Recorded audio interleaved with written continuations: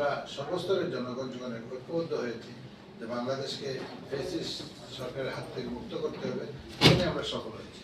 It proves যে ঐক্যের কোনো বিকল্প নেই। জাতির স্বার্থে, দেশের স্বার্থে যে আমাদেরকে ঐক্যতা নিয়ে আসতে হবে, এটাই প্রমাণ করে।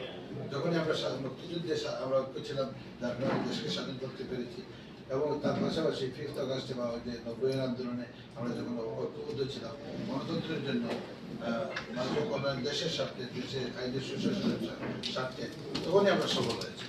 আগামীতেও ইনশাআল্লাহ যতই ষড়যন্ত্র থাকুক না কেন, আমরা আশা করি বর্তমান যে ইন্টারিম গভর্নমেন্টের নেতৃত্বে সুন্দর নির্বাচন তারা আমাদেরকে উপহার দেবে।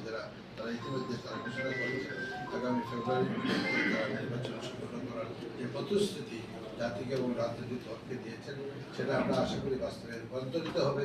এবং নির্বাচনের কোনো বিকল্প নাই। এটি গণতান্ত্রিক রাষ্ট্রে নির্বাচন যদি হয়, সেখানে তখন জনগণ তার সরকার নির্বাচিত করতে পারবে, তখনই একটা জবাবদিহিতামূলক সরকার প্রতিষ্ঠিত হবে।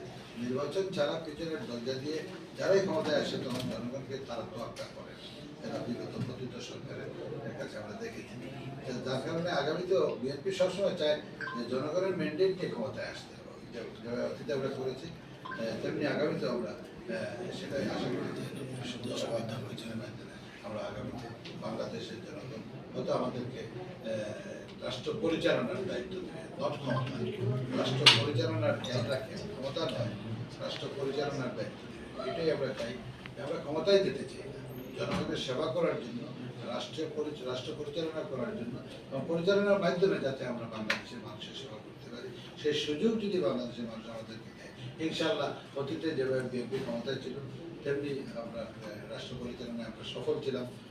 আমাদের বহু ত্রুটি থাকতে পারে, এতে কোনো সন্দেহ নেই, মানুষের মধ্যে থাকে, কিন্তু যতটুকুই করছি অন্যান্য মানুষের সাথে বিএনপি সবসময় অগ্রণী ভূমিকা রাখছে গণতন্ত্রের জন্য, আইনের সুশাসনের জন্য।